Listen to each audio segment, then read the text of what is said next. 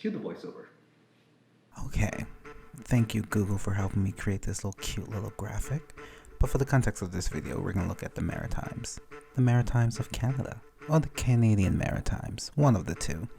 But we're going to be looking at 4 cities within this area: Halifax, Fredericton, Moncton, and St. John. And although these 4 cities like to say that they're different, I think they have something in common. Help me, I'm poor. All jokes aside, these 4 cities have a lot in common. But one thing I'm really interested in looking into is the fact that none of them really have affordable housing. And affordable housing impacts young people, marginalized communities, and those most vulnerable. From an ideological and policy standpoint, we can prevent this shift from actually happening. By developing empathy, we take the time to empower ourselves.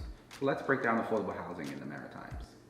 We've been trying to tackle affordable housing for generations now. The city is in desperate need of more mixed-income neighborhoods. This is something a lot of experts call a crisis.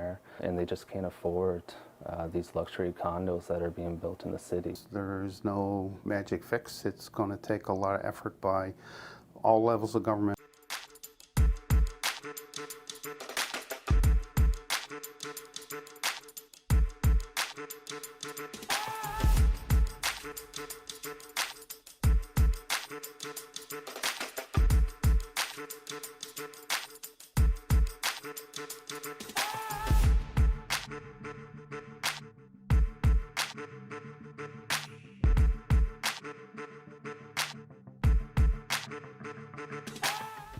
This perception to housing has caused a capitalistic approach to creating our housing inventory within our region. And don't get me started on our urban cores yet.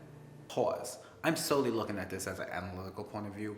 Please don't at me in the comments. I have a very fragile heart. One byproduct of this approach to economic policy is wealth inequality. And one side effect of wealth inequality is unaffordable housing that has plagued our communities for generations.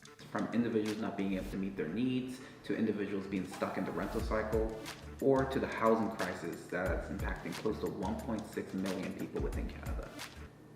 What the fuck? For context, this is the same population as New Brunswick and Nova Scotia combined. But hey, we have politicians. Poverty. The first step is a guaranteed livable income for every Canadian. Rapid Housing Initiative. It's a $1 billion program that will quickly build 3,000 new permanent affordable housing units. So we've talked about affordable housing, but what does it actually mean? Experts say if you're paying less than 30% of your monthly income into housing, that means you have affordable housing. So, I'm a youngest child, I like to talk about myself, so let's look at my budget real quick. If you look at my budget, my housing comes to 30%. However, because of my university debt, my stupid debt as I like to call it, it makes it hard for me to save and prepare for my life. Okay, let's look at me for example.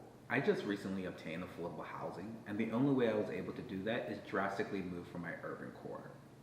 Individuals like myself who live in my neighborhood, we have 2 options. 1, have a car, but that comes with its own added expenses. Or 2, rely on an unreliable transit system to get to our jobs or our urban cores.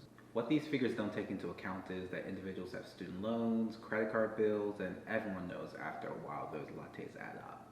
Adding on top of all of this, we have expensive telecommunication companies that don't have competitive pricing. With developers focused on profits from the massive production of housing and governments prioritizing the importance of traditional infrastructure funding, these are just 2 examples of how this housing crisis is being amplified. And don't even add an economic crisis to the mix. Well, it is clear the global pandemic is taking a devastating toll on the economy. The COVID-19 pandemic has caused an unprecedented fall in economic activity in Canada. I know I sound jaded. Although COVID-19 didn't start this housing crisis, the ramifications of it definitely amplified it.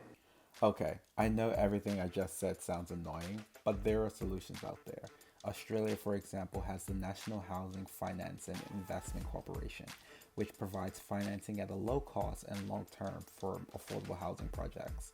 The government uses its buying power as a guarantee to ensure confidence for investors and financial institutions.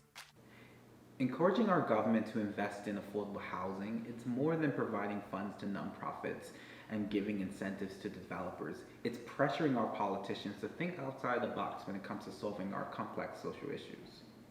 I'm going to be honest with you. I created this video because when I look at the Maritimes, I see the beauty that it has. However, our affordable housing crisis is just a piece of a larger story of how our region's economic downfall is a result of poor economic policy. Let's ask ourselves, how might we improve accessibility for affordable housing within the Maritimes? Quickly, when I think of this, I think of 1, inclusive governance. After that, I think of human development through policy development. And lastly, I think of using innovative practices like social innovation labs. And we've seen it to be successful through the African Investigation Lab and other labs within the Maritimes. But hey, these are all just my opinions, and I really want to hear your folks' thoughts. So feel free to comment and continue the conversation around affordable housing within the Maritimes.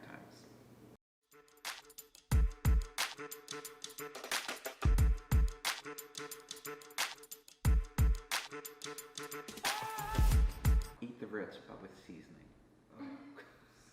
Oh.